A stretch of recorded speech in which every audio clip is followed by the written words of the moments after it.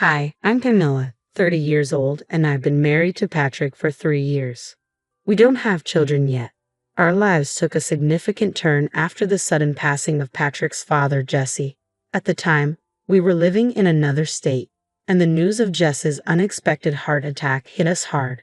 During the funeral, Patrick's uncle subtly suggested that as the youngest and only son, Patrick should return home to be closer to family and support his mother. A few months later, Patrick told me that he had arranged a job transfer to be closer to his family home. He made the decision on his own and only informed me afterward, which really upset me. A decision that should have involved both of us. When I confronted him, Patrick apologized, explaining that he had expected me to resist the idea. He knew that I didn't get along well with his mother, Mary, a feeling that was mutual.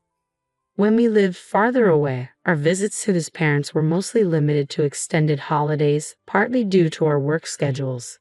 Mary often complained about how infrequent our visits were, comparing us to Patrick's sisters Amanda and Diane, who lived nearby and visited frequently. Patrick always defended our situation, but the tension between Mary and me was never far from the surface. One of Mary's main issues with me was our lack of children. During a summer visit, she once openly questioned why we didn't have any yet, going so far as to compare me unfavorably to her daughters, who also didn't have kids. Her outdated views and intrusive comments about motherhood always grated on me. Still, when Mary's health began to decline, even Patrick grew more concerned, which played a big role in our recent decision to move closer to her. With Patrick now back home and me having quit my job, I dreaded the increased interaction with Mary. I even considered letting Patrick move back on his own, especially after hearing a friend's horror story about her husband's infidelity during a business trip.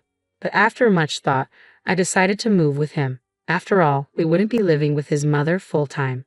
Surprisingly, Mary seemed genuinely pleased with my decision. 3 weeks later, Mary invited me over for tea, something I had never accepted before. Reluctantly, I agreed. When I arrived at my in-laws' house, Mary and Amanda were both there to greet me. Amanda wasted no time with her snark. "Pamela, it's been so long. Why haven't you visited since moving here?" she asked, her tone dripping with sarcasm. Internally, I was already regretting coming. Mary, however, seemed oddly cheerful. "I was so happy when you decided to move closer," she said. "But it seems I was wrong. You don't like me, do you?" For a brief moment, I was tempted to confirm her suspicion just to see her reaction, but I held my tongue. "I don't dislike you, Mary," I said, forcing a polite smile. "I've just been feeling unwell, adjusting to the move. The new environment has been tiring," I explained, which was partly true. I'd been resting at home due to fatigue, and Patrick hadn't even mentioned this visit. Why was I here today, only to endure their harsh words? Mary quickly accused me of disliking her, but wasn't it the other way around? How were we supposed to get along under these conditions? Amanda cut in sharply. "How can you speak to your mother-in-law like that? Apologize to her. Say you're sorry." I braced myself for Mary's anger, but her response caught me off guard. "You're right," she said, her voice unexpectedly soft. "I have been mean. I'm sorry, Pamela. And I'm also sorry about the comments I made about children. I was being nosy." I was stunned. I had expected a lecture, perhaps some hidden sarcasm, but there was none. Even Amanda looked surprised. "All I ever wanted was to hold a grandchild," Mary confessed quietly. She went on to explain that Amanda's husband was infertile, and Diane seemed to be having fertility issues as well. So she had placed her hopes on Patrick and me. Even though I knew about Amanda and Diane's struggles, Patrick and I had our own conversations about children. We were considering it, but it wasn't a decision to be rushed. "Please just give us some time," I replied, bowing my head slightly. Despite everything, I still felt a sense of duty. "I'm sorry," I added, "but do visit us sometime." With that, the tension seemed to dissolve. Mary and Amanda resumed watching TV, sipping their tea as if nothing had happened. "I like this announcer," Mary remarked about a local TV personality. "She's so energetic and bright."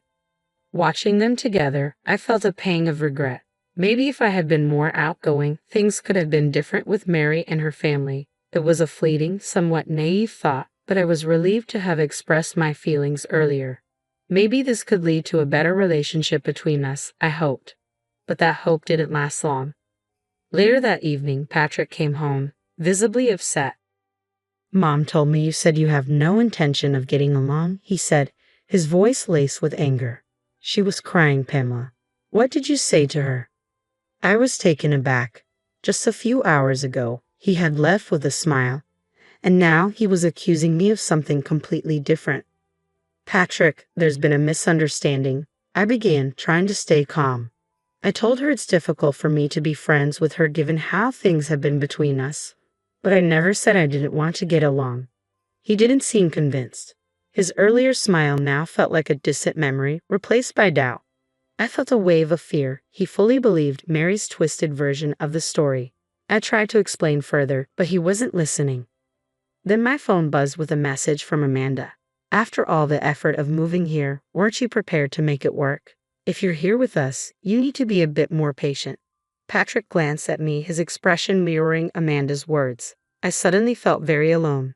I moved here because I wanted to be with Patrick, not to appease Mary and Amanda. I looked him in the eye and said, "It's clear that Mary and the others might never approve of me. Maybe you should consider someone she likes more."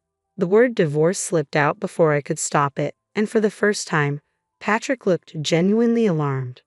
"Wait, hold on. How did we jump to divorce?" he asked, bewildered by the sudden turn. "I just want you to get along better with my family." He couldn't seem to grasp that his family might never truly accept me, which left me feeling equally baffled. But Patrick seemed determined to resolve the misunderstanding. The next day, he came home late from work and told me about his conversation with his mother. She had admitted that there was a misunderstanding and even apologized. "What a fuss," Patrick said, as if it were all behind us. Then, as if on a completely different note, he mentioned that Mary's birthday was coming up. How about we celebrate her birthday at a fancy restaurant? The sudden shift from turmoil to talks of a birthday celebration left me confused. But it was clear that Patrick was making an effort to mend things, even if the path forward seemed rocky. Patrick suggested that if we framed the birthday dinner as my idea, it might help shift Mary's perception of me in a positive direction. I was skeptical, given Mary's complex personality, but I agreed to make the reservation. I invited Amanda and the rest of the family, booking a table for 8. Patrick was on board, but as the day approached, an uneasy feeling grew inside me. Patrick had been distant lately, his responses to my attempts at conversation curt and indifferent. I felt more isolated with each passing day. The night of the dinner arrived, and we walked into the restaurant to find Mary, Amanda, and their spouses already seated. The host showed Patrick and me to our table, casting a curious glance in our direction, adding to my discomfort. "Happy birthday, Mary," I said, trying to keep my voice steady. I greeted Mary cheerfully, trying to bridge the gap. However, she didn't even acknowledge me, instead turning to the others and thanking them for joining her celebration. It felt like a deliberate snub. Amanda glanced at me, her brow furrowed in confusion. "I thought today was a family gathering," she remarked, her brief, puzzled look leaving me uneasy. Diane, sensing the tension, glanced over with concern, making it clear that I was being deliberately excluded. Determined not to let it ruin my evening, I decided to quietly keep to myself and leave early. But just as I settled on this plan, a staff member approached our table with a slightly awkward expression. "I'm sorry, but the reservation was actually made for 7 people tonight," he informed us. Confused, I responded, "I distinctly remember reserving for 8. Could there be a mistake?" "No, it was definitely changed to 7, the staff member replied, recalling my original reservation. "But about a week ago, we received a call from a gentleman asking to reduce the number." Stunned, I turned to Patrick for an explanation. His response floored me. "Yes, service for 7 is fine. Everyone's here now," he stated plainly, confirming that he had made the change himself. In that moment, I felt a wave of betrayal and disbelief. Patrick's actions made it clear that despite his claims of wanting to smooth things over, his commitment was superficial at best. The realization that he had manipulated the situation without telling me cast a dark shadow over what was supposed to be a festive family gathering. I stood there, stunned. Patrick turned to me with a glare, and I braced myself. "I heard from Mom that you've been undermining our family, saying I don't earn enough, and that I'm insensitive. You had a lot to say, huh?" It turned out that a week ago, when Patrick contacted Mary about the dinner reservation, she had filled his ears with all sorts of falsehoods. Blinded by anger and believing her without question, he had called the restaurant, pretending to be me, and reduced the reservation from 8 to 7. Since the staff recognized the family name, they didn't question the change. I couldn't believe how easily Patrick had been misled. The realization hit hard. His loyalty had wavered, and it seemed like I was the only one trying to salvage something real in this tangled web of family drama. I questioned my presence there as frustration boiled over. When I confronted Patrick, demanding that he apologize to everyone and reflect on his actions, he did something unexpected. He insisted that I should apologize to my in-laws and go home alone to think things over.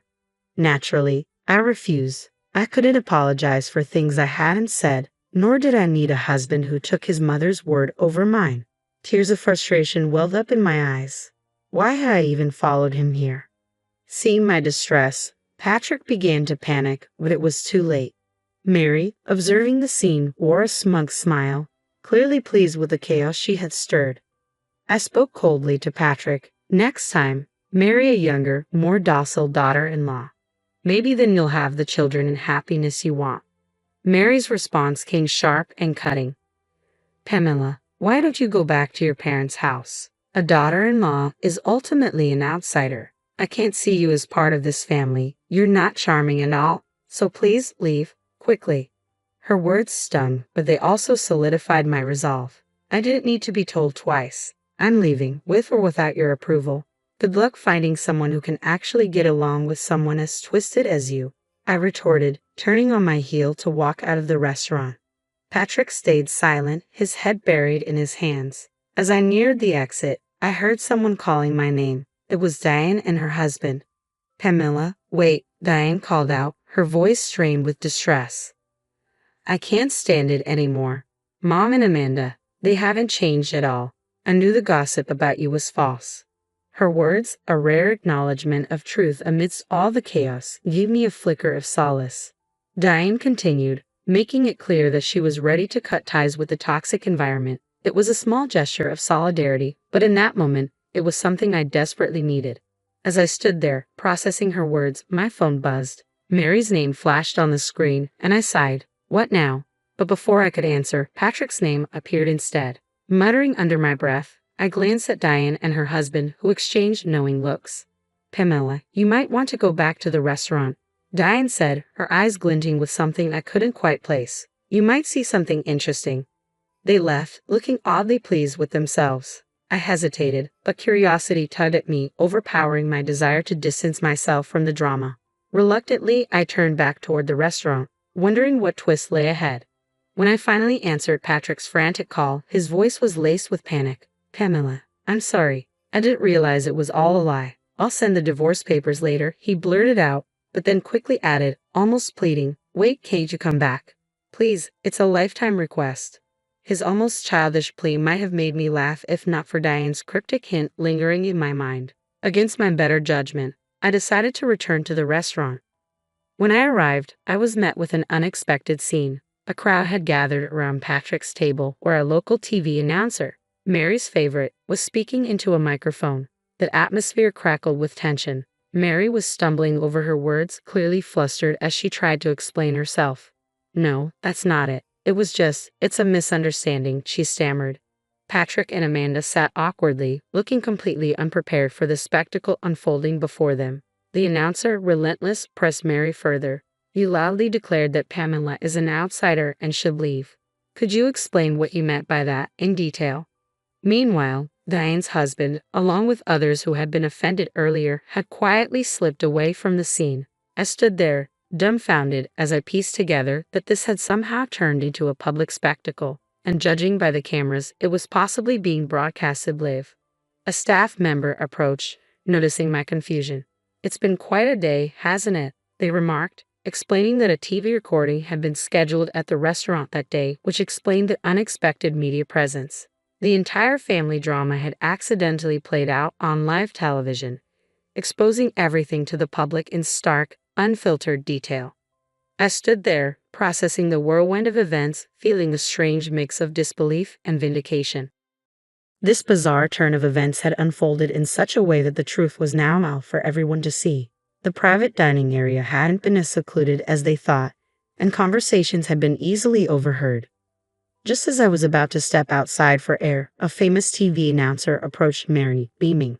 Mary, would you be willing to do an interview? He asked cheerfully. Mary, always an avid fan of the media, lit up with excitement. An interview? Absolutely, she exclaimed, eager to soak in the attention. The announcer smiled. We're talking about mother-in-law and daughter-in-law relationships today. We heard there was a bit of a heated argument earlier, and the daughter-in-law left in tears. Can you tell us what happened? Mary's face went pale at the unexpected question. Amanda's expression mirrored her mother's as they both struggled to come up with a response. Their manipulation and scheming had now been laid bare, and they were cornered into explaining the truth. Just then, from across the room, Patrick spotted me. He looked desperate, his eyes pleading. Pamela, please, he called out. But by now, his words were nothing more than noise against the backdrop of the chaos that had unfolded. I can't let this shame be known. It was all a misunderstanding, Patrick implored, looking utterly defeated. But by then, any feelings I had for him had evaporated. Mary, attempting to smooth things over, forced a strange smile. Oh, we usually call each other Pamela, she said, trying to paint a picture of familiarity. Pamela, come over here, she beckoned, her voice unnervingly sweet. As I approached, the announcer directed the microphone toward me. You say you call each other Pamela, but how does the daughter-in-law truly view her mother-in-law? They asked. Calmly, I responded, I've never been called that. I paused. I have, however, been called unpatriotic for not having children. Multiple times. Patrick and I haven't felt ready or confident enough to start a family. We haven't even tried in over 2 years, and I've been repeatedly told that's grounds for divorce. I continued, sharing how Patrick had initially supported me when I first fell ill and had to take a leave from work. I appreciated his kindness and followed him here, thinking a change of environment might help. But this, I said, gesturing to the scene around me, is the result. By then, my tears had dried up, leaving only detachment. Seeing Mary and Amanda squirm with embarrassment brought a small flicker of satisfaction. As I stood there, fully aware this could all be broadcast nationwide, I couldn't help but reflect on the surreal nature of the day. Watching Mary's distressed expression when I mentioned the broadcast made me smile. Well, since I'm considered an outsider, I suppose I should leave. Goodbye, I said, savoring the moment as I turned to exit the restaurant. I ignored the shouts and commotion that followed, feeling a wave of relief as I walked away.